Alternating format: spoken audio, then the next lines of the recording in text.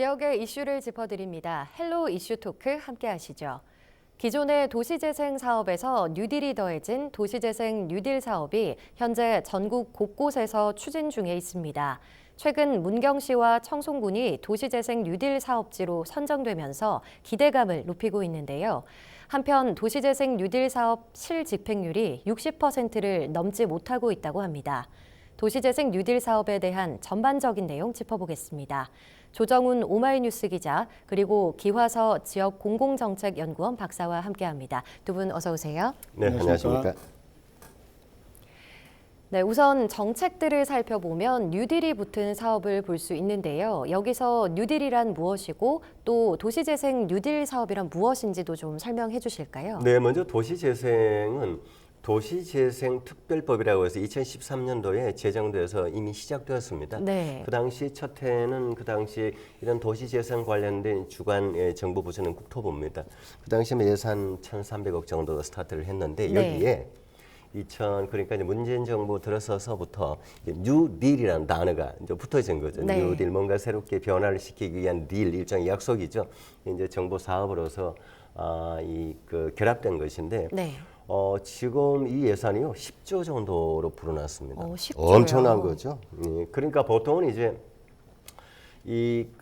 특히 이제 지방이 소멸 위기로 치달으면서 지방들이 첫째 굉장히 지금 쇠퇴하고 쇠락해져 가고 있잖아요. 네. 그 안에서도 어떤 지방의 그 활력을 위해서 마을 단위, 동네 단위, 네. 좀 더 크게 좀 권역 단위를 좀 다시 리노베이션하고 해서 좀 주민들이 활력 있게 살아가고 더 나아가서 그 이제 경제 활성화를 위해서 이루어지는 사업이 도시재생 뉴딜 사업이다 이렇게 보시면 됩니다. 네, 이 도시재생 뉴딜 사업 모델에 대해서도 좀 간략하게 짚어주실까요? 네, 도시재생 뉴딜 사업은 그 면적에 따라서 이렇게 구분을 합니다. 그래서 보통 한 5가지로 이렇게 나누고 있는데요. 요리 동네 살리기, 그리고 주거 정비 지원형, 또 일반 근린형, 중심 시가지형, 그리고 경제 기반형 이렇게 5가지로 나누고 있습니다. 이 5가지를 하나하나 조금씩 설명을 해드리면요. 네. 먼저 우리 동네 살리기형은 면적이 5만 제곱미터 정도 이하의 지역을 우리 동네 살리기형이라고 하는데 네. 이 지역 같은 경우는 그 소규모 저층 주거 밀집 지역에서 추진을 많이 하고 있습니다. 거주민들이 약 1,000명 정도 이하일 경우가 상당히 많은데요. 이곳에는 주택 개량 그리고 CCTV 설치를 한다든지 또는 이제 무인 택배함 같은 걸 설치를 한다든지 이렇게 해서 주민들이 좀 더 그 지역에서 사는데 편리하게 살 수 있도록 만들어주는 게 우리 동네 살리기형이다 이렇게 말씀을 드릴 수 있고요. 네. 그 다음에 그 주거 정비 지원형은 약 10만 제곱미터 이하의 지역에서 주로 이제 그 도시재생 사업을 하고 있는데 골목 상권과 같이 혼재해 있는 경우가 상당히 좀 있습니다. 그래서 도로 정비라든지 주택 정비 또 공공 임대주택 공급 등이 이루어지고 있고요. 네. 그리고 일반 근린형은 15만 제곱미터 이하 조금 더 이제 커지는 상황인데요. 이곳에는 이제 주거지와 골목 상권이 상당히 좀 혼재해 있고 그래서 노인, 청소년 그리고 지역민을 위한 문화 서비스 공간도 새롭게 만들어지는 곳입니다. 네. 그리고 중심 시가지형은 아무래도 상업지역도 포함이 되는데요. 노후 시장을 개선한다든지 또는 빈 점포를 리모델링을 해서 창업 공간으로 지원한다든지 이렇게 좀 더 활성화되고 있고요. 네. 가장 큰 게 이제 경제 기반형입니다. 경제 기반형 같은 경우는 약 그 50만 제곱미터 이하의 지역이 해당이 되는데요. 여기에서는 이제 복합 산업단지를 건립을 한다든지 또는 국유지를 활용해서 지역 주민들이 그 생활을 하는데 더욱 편리할 수 있도록 그 활용을 한다든지 이런 게 있습니다. 이렇게 해서 5가지 유형으로 지금 만들어지고 있습니다. 네, 이 면적 단위 또 권역 단위로 나눠지는 건 것 같은데요. 지금 도시재생 뉴딜 사업의 모델부터 또 정의까지 한번 알아봤는데요. 경북형 도시재생 사업도 있지 않습니까? 네, 이미 2013년도에 아까 제가 얘기했던 그 도시재생 특별법이 만들어진 그 시점부터 경상북도는 도시재생 특별법을 그야말로 실질적으로 실무를 해나가기 위해서 조례도 만들었고 그리고 또 전담 조직도 만들었죠. 그 관련 부서가 만들어져 있습니다. 그리고 또 동시에 경상북도에 산하기관이 여러 개 있습니다. 여러 개 중에서 이제 경북개발공사라고 있습니다. 경북개발공사 이제 택지 개발을 한다든지 뭐 산업용 부지를 개발한다든지 또 뭐 임대 아파트를 짓는다든지 이런 일을 하는 이제 공기관인데 공기업인데 그 지역 공기업입니다. 네. 이 지역 공기업인 경북개발공사에서 경북도시재생지원센터를 만들어서 네. 우리 경북 23개 시군 안에만 해도 분별로 또 지역별로 이 도시재생 뉴딜 사업이 구석구석에 많이 이루어지고 있습니다. 네. 이런 것을 이제 지원하는 역할들을 하고 있죠. 그리고 최근에는 의성군과 이 군위 쪽, 칠곡이죠. 칠곡 쪽에 국비가 한 100억 정도 투입이 되어서 이제 진행이 되고 있는데 이러한 것들을 또 그 경북개발공사에서 하나의 도시재생지원센터 그리고 경상북도 안에 있는데 이 전담 조직들은 이제 지원을 하고 있는데 제가 방금 100억 그러니까 굉장히 커 보이죠. 네. 100억 달러 별로 크지 않아요. 이거는 지금 좀 많은 데는 300억, 500억도 투입되고 있습니다. 뭐 경북 안동의 경우에도 지금 뭐 한 300억 정도 되죠. 이 원도심이 그러니까 원래 있었던 네. 구 안동역 중심으로 해서 지금 많이 좀 쇠락해져 있죠. 네. 이 원도심을 이제 활성화시키기 위한 도시재생 사업이 뭐 엄청난 돈이 지금 투입돼서 이미 진행이 되고 있는 그러한 상황입니다. 지금 굉장히 활발하게 진행이 되고 네네. 있는데요. 최근에는 문경시와 청송군이 국토부의 1차 도시재생 뉴딜 사업지로 선정이 됐습니다. 앞으로 좀 수십억 원의 예산이 투입이 되는데요. 각 시군의 계획은 무엇일지도 좀 궁금합니다. 예, 그 도시재생 뉴딜 사업을 선정하고 지원하는 것은 국토교통부가 네. 하고 있습니다. 지난 7월 5일 날 국토교통부가 전국에 13개 그 뉴딜 그 사업지를 선정을 했는데요. 그 가운데 우리 경북에서 문경하고 청송이 선정이 된 것입니다. 아주 그 굉장히 성과가 좋다 이렇게 네. 말씀을 드릴 수가 있겠는데 문경 같은 경우는 2023년까지 총 사업비가 83억 3천만 원 정도가 들어갑니다. 점촌 사동 일대가 이제 그 대상 지역인데요. 이 지역에는 산업단지 근로자와 또 주민들을 위해서 도서관이 지어지고요. 또 커뮤니티 공간도 조성이 됩니다. 네. 그리고 지역 대학과 함께 같이 일자리를 창출할 수 있는 문경 팩토리아 비즈니스 센터도 건립을 한다고 합니다. 네. 그러니까 일단은 그 지역에 있는 사람들이 같이 모여서 대화를 할 수 있고 서로 소통을 할 수 있고 정보를 받을 수 있는 건물이 먼저 들어서는 것이죠. 청송군도 비슷합니다. 청송군도 2023년까지 83억 3천만 원이 들어가는데요. 청송읍 금곡리 일대가 이 그 도시재생 뉴딜 사업지가 됩니다. 네. 이 지역에도 건강실과 다목적 강당 등의 시설을 갖춘 복합센터가 건립이 되고요. 특히 이제 청송군 같은 경우는 중장년층이 상당히 많기 때문에 제2의 인생 설계를 위해서 맞춤형 교육 그리고 경력 전환 콘텐츠를 접목하는 5080 청춘 삶터 프로그램도 진행을 하게 된다고 합니다. 네, 좀 다양한 프로그램들이 진행이 되는 것 같네요. 지금 경북 지역에는 이렇게 도시재생 뉴딜 사업을 하고 있는 곳이 모두 그 32곳입니다. 32곳인데 총 사업비는 굉장히 많습니다. 7,292억 원인데요. 거의 네. 8천억 가까이가 들어가는 것입니다. 네, 이렇게 좀 많은 예산이 투입되는 만큼 문경시와 청송군이 계획대로 잘 진행이 돼야 될 텐데요. 앞서 말씀드린 것처럼 도시재생 뉴딜 사업의 실집행률이 좀 평균 정도로 웃도는 그런 수치더라고요. 이 부분도 한번 짚어주실까요? 네, 지역별로 보면 그 편차가 굉장히 심합니다. 네. 2017년부터 해서 2000년까지 뭐 횟수로 이제 4개년도 네. 전국에서 도시재생 뉴딜 사업 307개를 이제 평균으로 보면은 그 평균 집행률 58.1%로 나옵니다. 네. 어느 정도 높은 수치는 같지만 지역별로는 상당히 차이가 있는데 대표적으로 이제 울산의 경우에 네. 울산 남구가 이제 울주군을 끼고 있거든요. 네. 이제 이 일대 도시재생 사업은 굉장히 지금 뭐 심각한 정도입니다. 지금 원래 이제 울주군청에 있던 그 자리에 이제 청년 임대주택을 짓는다든지 뭐 여러 가지 그 계획들이 있었는데 그 이제 계획들이 이루어지지 않다 보니까 네. 지금 시점에 집행률이 실집행률이 뭐 30.6% 정도, 6에서 8% 정도 아주 네네. 낮죠. 근데 이건 이제 지역별로 더 보면 인천, 서울 이 수도권에도 굉장히 낮은 편은 30%대. 네. 그리고 이제 우리 지역 대구 경북으로 보면 대구 경북은 조금 더 높은 편입니다. 대구가 지금 49.5%고요. 네. 경북이 66.9%. 경북이 네. 좀 높은 편이죠. 그런데요. 이제 원래 평균이 이제 아까 제가 얘기 드렸듯이 이제 58.1% 정도니까 네. 경북은 뭐 그 평균을 이제 훨씬 넘은 상태고 대구는 이제 50%가 채 안 되는 상황인데 이러한 그 이 통계 수치를 놓고 이제 이 국회 국토교통위원회 소속 김은혜 의원이라는 분이 있어요. 이분이 네. 이제 이거 문제 있는 거 아니냐, 이거 도시재생 사업 이거 효과 없는 거 아니냐. 네. 그러니까 이거 집행률이 낮아지는 것이고 실제로 주민들도 체감하지 못하고 있는 거 아니냐.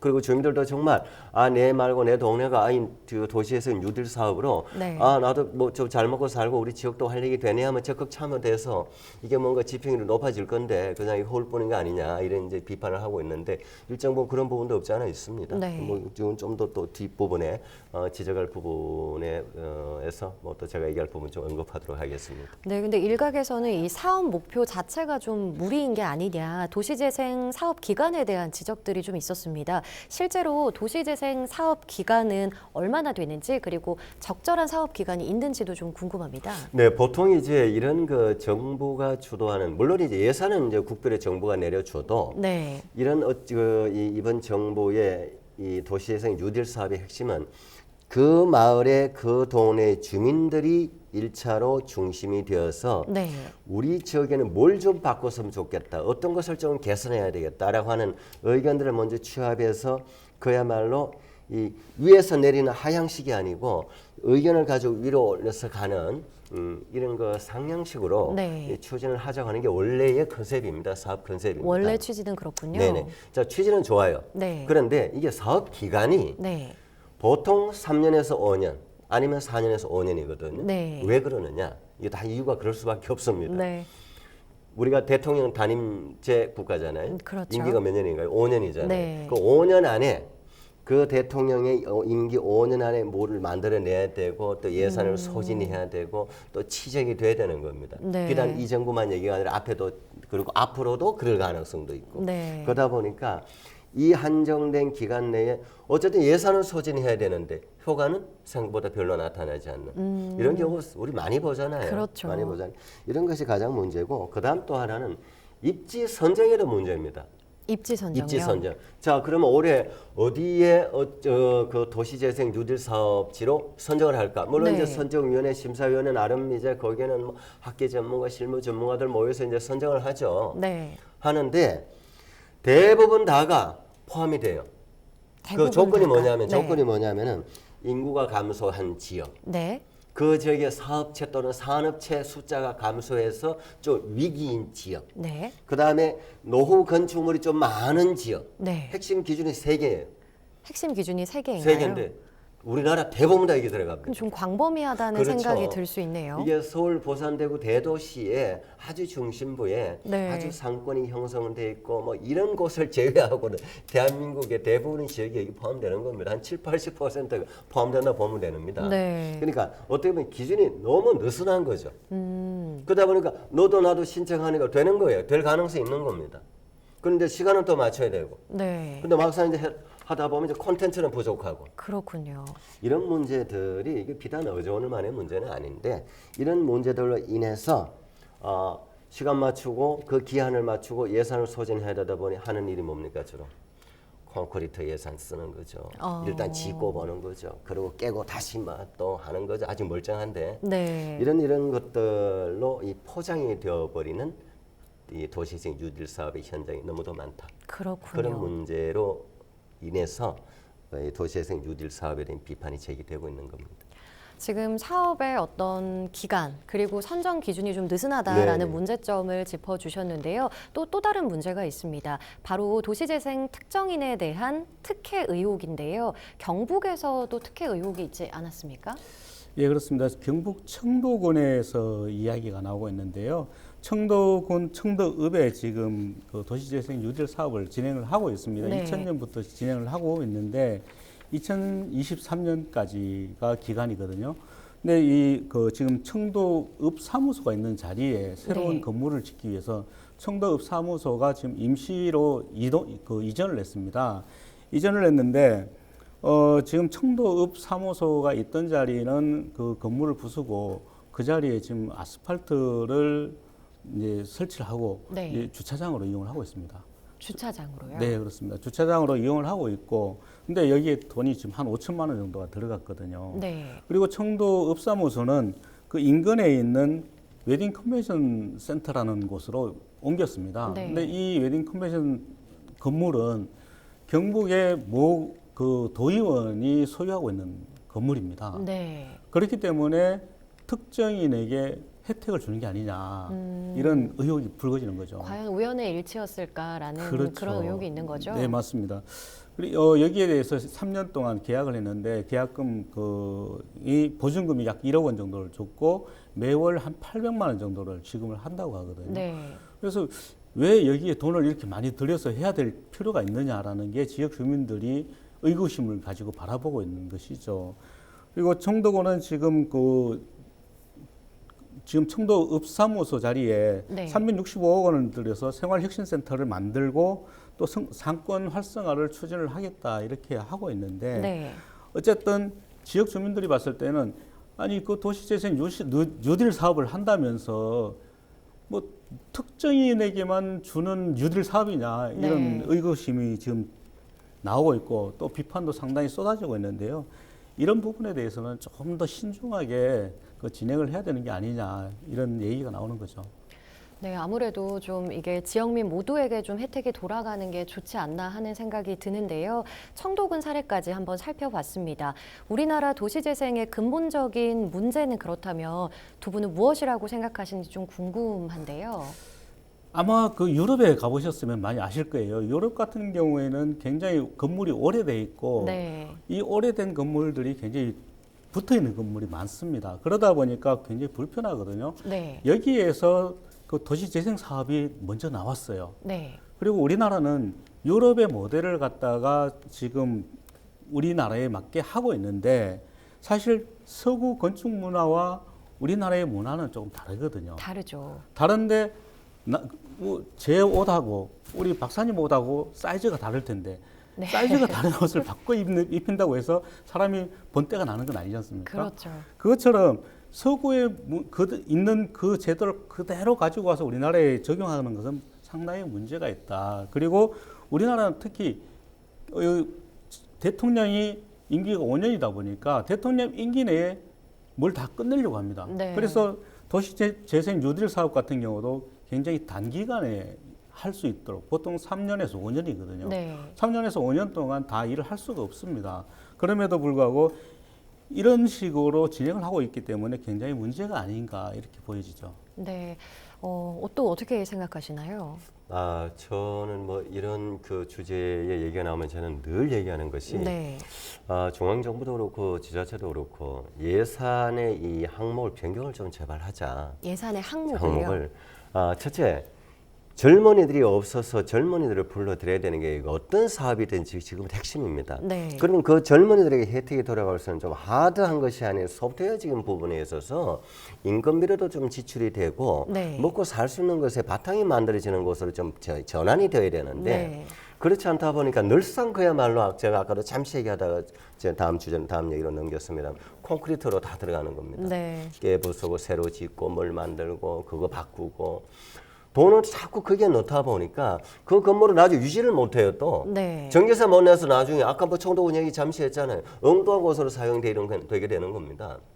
그래서 저는 이 부분 정말 사람에게 투자를 하자. 사람에게. 특히 우리 젊은이들에게. 우리 젊은이들도 예전에 뭐 그렇다고 20대만을 얘기하는 게 아니고 20대에서 30대, 한 40 초반 정도까지 모여서 살 수 있는 바탕을 만들어주는 뉴딜 사업 좀 하자라는 얘기를 마지막으로 드리고 싶습니다.